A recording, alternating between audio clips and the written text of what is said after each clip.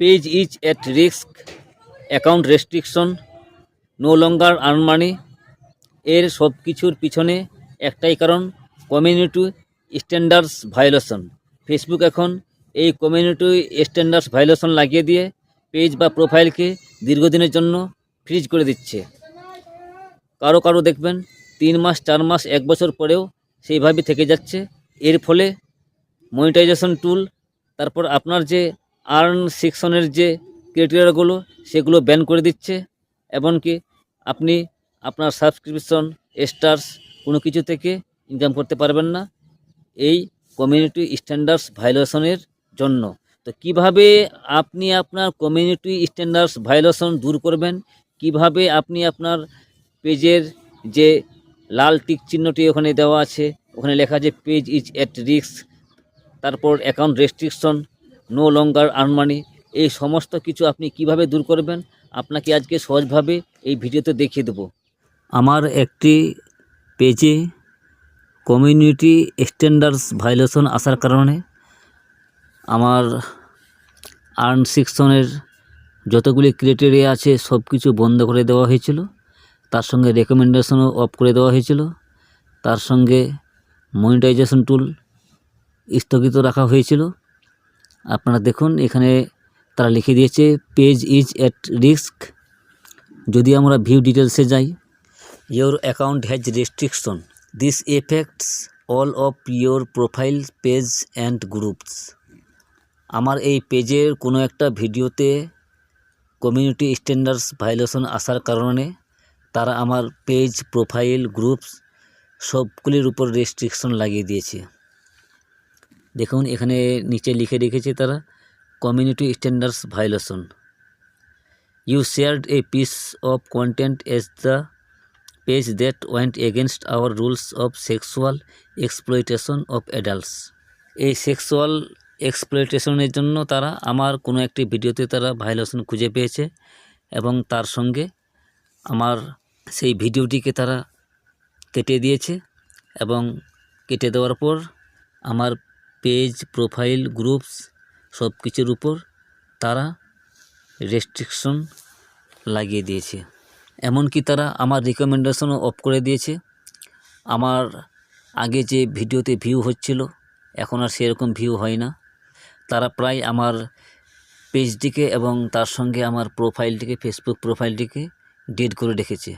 তো বন্ধুরা, কিভাবে আপনি আপনার এই copyright standards, community standards violation দূর করবেন সেই প্রসেসটা আপনাদেরকে খুব সহজভাবে দেখিয়ে দিচ্ছি। তো বন্ধুরা, বিভিন্ন কারণে আপনার ফেসবুক পেজ বা প্রোফাইলের মধ্যে এই কমিউনিটি স্ট্যান্ডার্ডস ভায়োলেশন আসতে পারে। সে আপনার কপিরাইট ভিডিওর কারণে হোক, টাইটেল, থাম্বনেল, যে কোনো সমস্যার জন্য বা সেক্সুয়ালি কোনো সমস্যার জন্য বা সেক্সুয়ালি কোনো ভিডিওর জন্য আপনার কমিউনিটি স্ট্যান্ডার্ডস ভায়োলেশন আসতে পারে। তো এটাকে দূর করার জন্য আমাদের কি করতে হবে, প্রথমে আমরা এটার স্ক্রিনশট নিয়ে নেব। আপনাদেরকে স্টেপ বাই স্টেপ দেখিয়ে দিচ্ছি কিভাবে আপনারা এটা করবেন। স্ক্রিনশট নেওয়ার পরে এবার আমাদেরকে ফেসবুকের কাছে একটি নোটিশ করতে হবে যে আমি ভুলবশত বা আমার অজান্তে আমার সেই ভিডিও আপলোড হয়ে গেছে, আমি কখনো আর এই ভুল করব না, দয়া করে আমার রেস্ট্রিকশন বা আমার কমিউনিটি স্ট্যান্ডার্ডস ভায়োলেশন আপনারা তুলে নিন।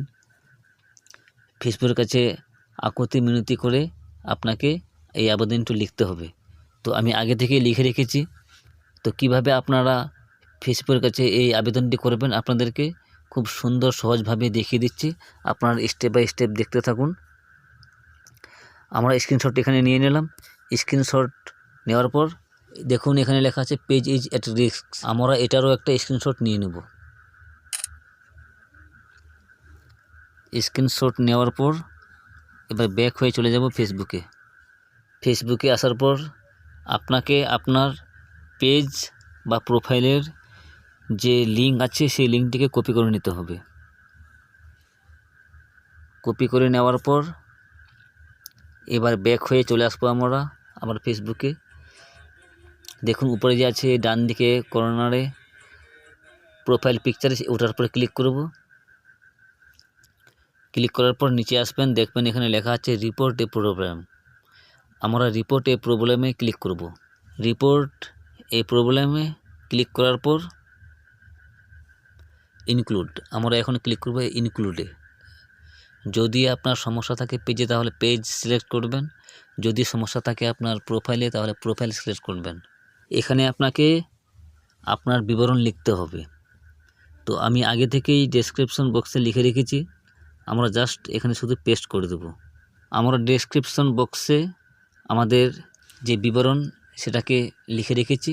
আপনারা আমার ভিডিওর ডেসক্রিপশন বক্সে যাবেন, সেখান থেকে আপনারা নিয়ে নিতে পারেন, বা আপনি আপনার মতো সাজিয়ে গুছিয়ে লিখতে পারেন।